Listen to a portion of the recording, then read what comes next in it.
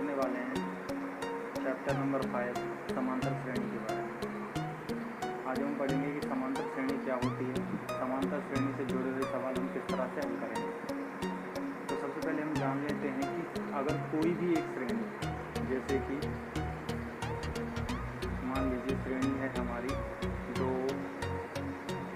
3, 4, 5, 6, 7, 8, इस तरह से कोई एक श्रेणी है। तो इस श्रेणी में जो ये पहला पद दिया हुआ है 2, इसको कहा जाएगा A, जिसे हम कहेंगे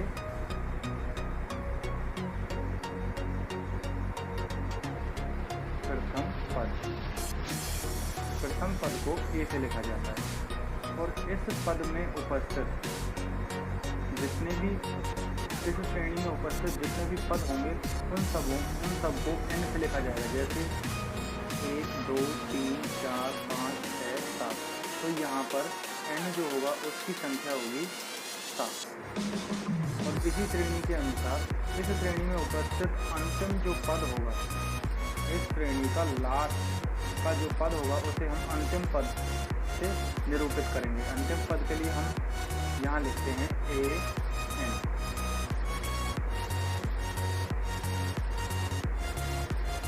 अंतिम पद। और एक महत्वपूर्ण बिंदु, यहाँ पर किसी भी समांतर श्रेणी में एक पद निकालना होता है जिसे कहा जाता है D, जो होगा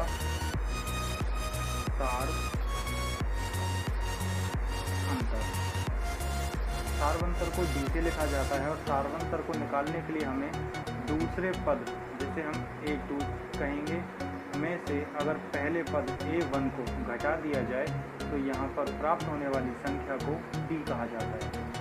या फिर हम कहें किसी भी पद में से, मान लीजिए किसी भी पद की संख्या है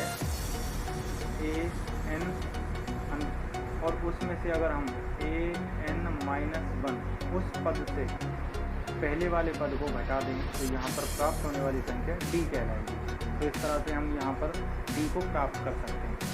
तो यहाँ हम एक बार जान लेते हैं कि कोई भी जो श्रेणी है वो किस तरह से बनी हुई होती है। तो यहाँ पर प्रथम पद A कहलाता है, दूसरा पद होगा A + D, तीसरा पद कहलाएगा A + 2D, चौथा पद होगा A + 3D। इसका मतलब है कि कोई भी पद, मान लीजिए अगर हमें पद निकालना है 1 5वां, तो इस पद को निकालने के लिए हमें A और A के साथ में इससे एक कम, अगर इसको मैं n मानूं n, तो इससे एक कम n-1 इस पद को लेकर गुणा कर लूँगा D से। तो ये चीज़ बन जाएगी हमारी कौन सी, चौथा पद कहलाएगा, ये हमारा 5वां पद कहलाएगा।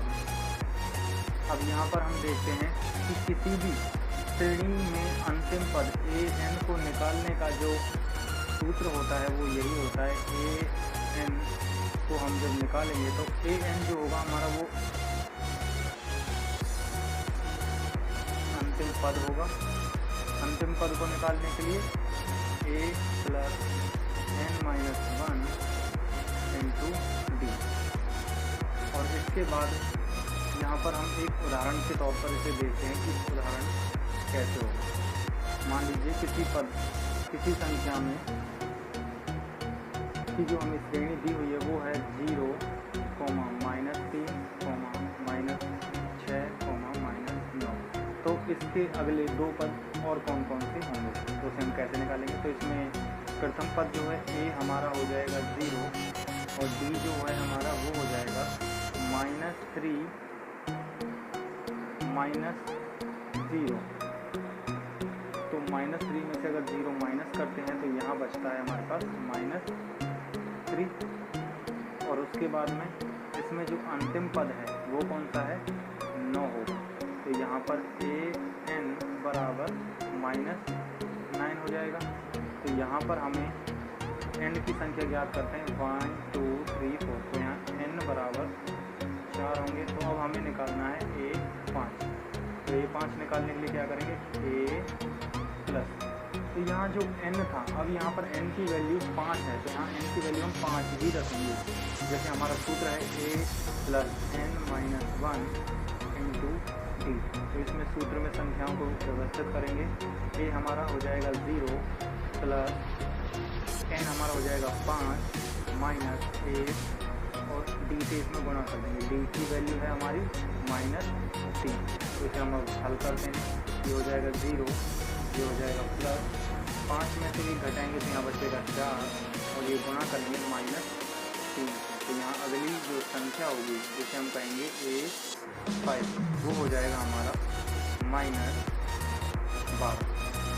इसी तरह से हम A6 भी निकाल सकते हैं। इसका दूसरा तरीका हम देखते हैं क्या होगा। अगर हमें A6 निकालना हो तो A6 निकालने के लिए हम या तो A + 6 - 1 इंटू डी। तो यहाँ पर जो मेन पॉइंट जो होगा हमारा वो ये होगा, यहाँ पर हमें n की जगह पर n ये संख्या हमारी n होगी और यहाँ पर भी हमें n ही पुट करना होगा। तो यहाँ या फिर दूसरा तरीका हम काम में ले सकते हैं A6 बराबर A5 प्लस D।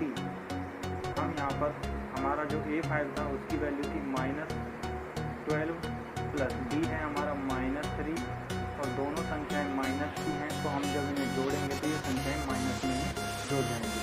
तो -12 प्लस -3 बराबर हो जाएगा -15। ये हमारा A6 होगा। और इसी तरह से A6 को हम फिर से निकाल के देखते हैं। A6 = 0 प्लस 6 - 1 ब्रैकेट क्लोज और D की वैल्यू है -3। तो यहाँ हम देखेंगे 0 प्लस 6 में से 1 घटाएंगे तो यहाँ 5 बचेगा और उसके बाद मल्टीप्लाई -3। हमने जो ये ब्रैकेट था जो स्मॉल ब्रैकेट है इसको हमने परिवर्तित कर दिया है गुणा के चिन्ह में। तो यहाँ पर हम गुणा करेंगे 5 का गुणा -3 से किया जाएगा तो हमारा उत्तर आएगा -15। तो इस तरह से A6 जो होगा वो हमारा -15 हो जाएगा। इसी तरह के और उदाहरण भी हम देख सकते हैं। एक और उदाहरण देखते हैं।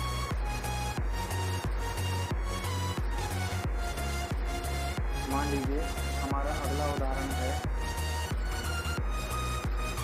4, 10, 16 और इससे अगले 2 पद निकालेंगे। तो हम यहाँ देखेंगे A जो है हमारा वो हो जाएगा 4, N जो है हमारे पास वो हो जाएगा 3, D जो है वो हम निकालेंगे। D निकालने के लिए क्या करना होगा A2 माइनस A1 और उसके बाद में यहाँ इनकी जो वैल्यू है वो हम पुट करेंगे। A2 है हमारा 10 माइनस A1 है हमारा 4 और इसके बाद जो D है वो निकल कर आता है 6। तो D हमारा 6 आ चुका है। अब हम इसके बाद जो संख्या निकालने वाले हैं वो होगी हमारी 1 2 3 4। तो हम यहाँ निकालेंगे A4 निकालने के लिए क्या करना पड़ेगा हमें, यहाँ पर हम सबसे पहले A लेंगे उसमें प्लस फिर n-1 और ये D। जो हमारा सूत्र था पद निकालने का वो हमने लिख दिया है। इसके बाद अब हम संख्याओं को लिखेंगे। A का मान है हमारा 4 प्लस n का मान हमारा होगा 4 -1 करेंगे और ये ब्रैकेट 1। D जो है वो होगा हमारा 6। तो हम इसे हल करके देखते हैं। ये 4 प्लस 4 में से 1 घटाएंगे तो यहाँ 3 बचेगा और ये गुना 6 और इसके बाद आगे करते हैं।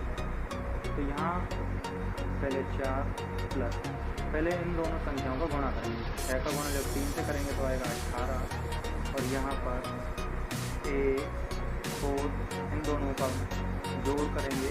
जोड़ करने पर जो हमें संख्या प्राप्त होगी वो होगी 18 और 4 22। इस तरह से